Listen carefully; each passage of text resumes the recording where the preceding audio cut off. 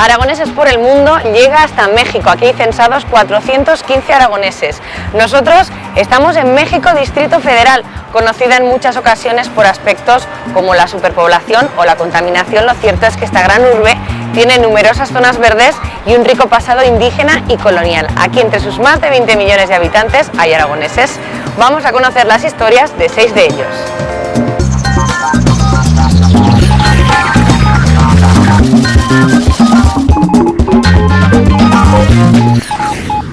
En la Plaza del Zócalo, en el centro neurálgico de México DF, aquí hemos quedado con Pilar Terrén, una aragonesa de 33 años. Vamos a ver si la localizamos porque, como veis, hay muchísima gente. Pilar, hola Pilar, ¿qué tal? Aitana de Aragoneses por el Mundo, ¿qué tal estás? Muy bien, bienvenidos a México. Gracias. ¿Aragonesa de dónde? Nacida en Jaca. En Jaca. ¿Cuánto tiempo llevas aquí? Pues yo creo que son ya 9 meses lo que llevo en México. Pilar, ¿qué te trajo hasta México DF? Bueno, el trabajo. Yo soy diplomática de carrera y me destinaron como diplomática de la Embajada de España en el puesto de cónsul adjunto de España. Yo antes de México estaba destinada en la presidencia del gobierno, en la cumbre de la Alianza de Civilizaciones con el presidente Rodríguez Zapatero en Estambul. Y en mitad de la cumbre me llamaron y me dijeron: te hemos concedido la Plaza de México y en 2 semanas te tienes que incorporar. Así que fue algo como muy agitado y muy express, ¿no? ¿No te lo pensaste 2 veces? No. ¿La familia qué te dijo? Muy contentos, ¿no? Sabían, como diplomática, saben que mi vocación está también fuera. Sabían que a mí me hacía mucha ilusión el destino de México. Y además tengo la suerte que tengo una hermana viviendo aquí en México DF. Con lo cual, como que se aglutinaban muchos elementos que hacían que fuera un gran destino para mí. ¿Por qué nos has traído aquí? Porque mira, la Plaza del Zócalo del Distrito Federal es el núcleo neurálgico de la ciudad, ¿no? El centro histórico. Y realmente representa, en mi opinión, como la sede de los poderes fácticos que tiene no solamente la Ciudad de México, sino la República de México, ¿no? Porque mira, al norte está la catedral, muy significativo en este país porque el 90% de la población mexicana es católica y católica practicante. Al este está el Palacio Presidencial, que es el Palacio Nacional, y ahí al sur están las sedes del gobierno del Distrito Federal. Realmente esta Plaza del Zócalo no se llamaba así, se llamaba Plaza de la Constitución y comenzó a denominarse el Zócalo después de la independencia de México, porque había aquí una estatua del monarca español de Carlos IV que fue retirada tras la independencia y lo que quedó fue el pedestal, fue el Zócalo. Entonces comenzó a ser denominada como la Plaza del Zócalo. Y de hecho el resto de ciudades de la República Mexicana comenzaron a adoptar el nombre del Zócalo para referirse a sus plazas principales. Esta plaza es también la plaza de las curiosidades, ¿no? Totalmente.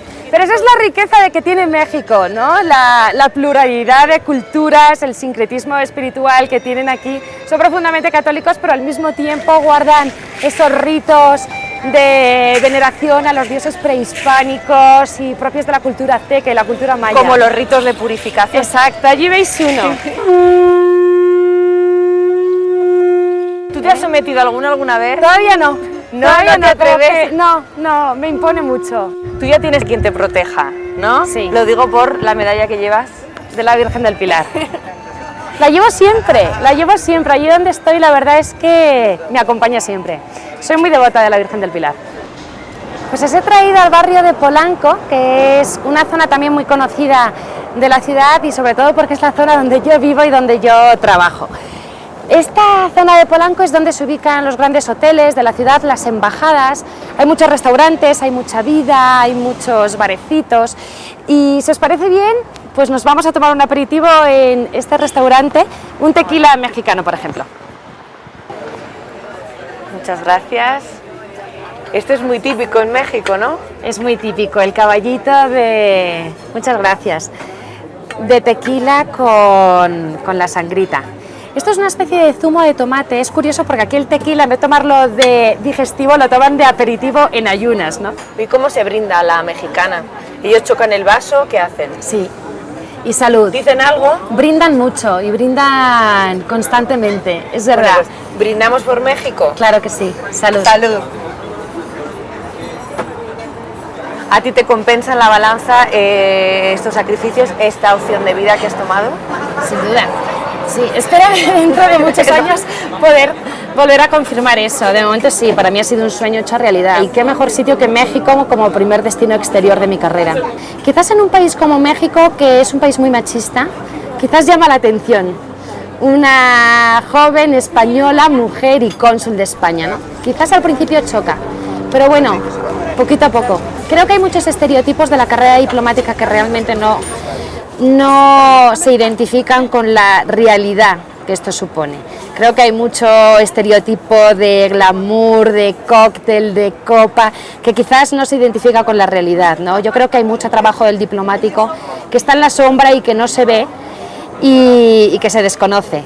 ¿Cómo se asume el desarraigo en el caso de un diplomático como tú? Intentando que no se produzca. Esa es la verdad. Nada, es muy importante, como esta es una vida un poco nómada, es importante tener claro dónde tienes tu raíz bien plantada, ¿no? ¿Dónde están tus raíces, Pilar? En Aragón, clarísimo, sí.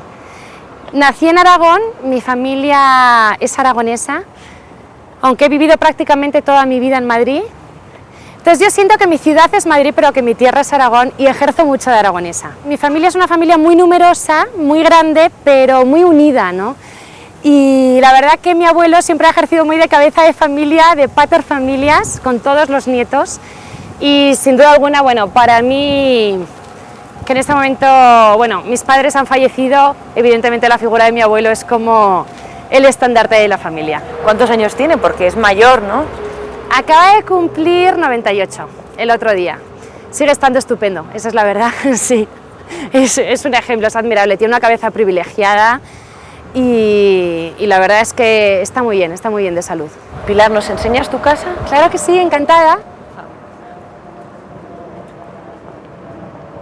Bueno, pues ya estamos aquí. Esta es tu casa. Esta es mi casa, bienvenida. Vemos que tienes acceso directo con el ascensor, qué lujo, ¿eh? Sí, por razones de seguridad sobre todo, ¿no? ¿Te encuentras cómoda en esta casa? Sí, mucho. La verdad es que yo creo que reúne todo lo que yo quería. Es muy importante sentirte a gusto en tu casa, sobre todo en esta ciudad donde la época de lluvias es tan intensa que haces mucha vida en casa. Entonces es muy importante sentirte bien en casa con tus cosas y muy a gusto. ¿Este piso estaba ya amueblado? No, estaba totalmente vacío y todos los muebles vinieron conmigo en la mudanza desde Madrid. ¿La casa completa es tu casa realmente Es mi de casa, Madrid? Sí, es mi casa y con ella me iré al siguiente destino. Entonces, bueno, te vas moviendo de lugar, pero llevas un pedacito de ti, de tu casa, de tu entorno contigo, ¿no? Antes de despedirnos, ¿querrías mandarle un saludo a alguien? Bueno, muy especial para toda mi familia y particularmente para mi abuelo. Un beso enorme desde México, aunque ya muy pronto nos veremos. Bueno, Pilar, un placer. Gracias por habernos abierto ha sido un placer. las puertas de casa. Y muchas que sigas gracias. disfrutando de tu estancia aquí. Muchas gracias. Adiós. Gracias.